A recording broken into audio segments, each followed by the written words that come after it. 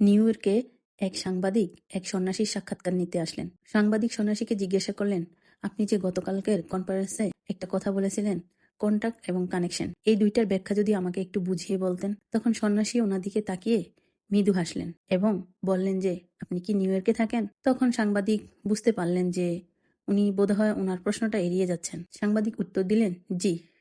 সন্ন্যাসী বললেন, আপনার মা বাবা আছে? তখন সাংবাদিক বলল, জি, বাবা আছে, মা মারা গেছে, আর আমরা ৩ বোন ১ ভাই। তখন সন্ন্যাসী বলল, বাড়িতে যাওয়া হয়? তো সাংবাদিক বললেন, জি, যাওয়া হয়। সন্ন্যাসী বললেন, লাস্ট কবে গিয়েছিলেন বাড়িতে? উনি বললেন, এই তো ২ মাস আগে। তখন সন্ন্যাসী বলল যে, আচ্ছা, আপনার বাবার সাথে কি কথা হয়?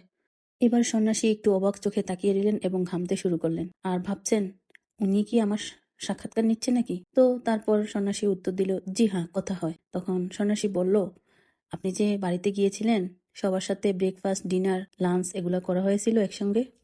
তখন উনি বলল, জি হ্যাঁ। বাবার সাথে কি একসাথে বসে কোনো কথা হয়েছিল, যে বাবার সময় কাটে কিভাবে, মা মারা যাওয়ার পর বাবার দিনগুলো কিভাবে কাটছে, এরকম কোনো কথা হয়েছিল? তখন ওই সাংবাদিকের চোখ দিয়ে অঝরে অশ্রু ঝরছে। তখন সন্ন্যাসী ওনাকে বলল, মাফ করবেন আমাকে, আমি আপনাকে দুঃখ দেওয়ার জন্য কথাটা বলিনি, কিন্তু আপনি আমাকে যে প্রশ্নটা করেছিলেন, ওই প্রশ্নটার উত্তরটা এটাই ছিল। বাবার সাথে আপনার কন্ট্যাক্ট আছে, কিন্তু কানেকশন নেই। কানেকশন হৃদয় হৃদয় হয়। একসঙ্গে বসা, একসাথে খাবার ভাগাভাগি করে খাওয়া, স্পর্শ করা, ছোঁয়া, গল্প করা, একে অপরের খেয়াল রাখা, হ্যান্ডশেক করা, চোখে চোখ রেখে কথা বলা, এটাই হচ্ছে কানেকশন।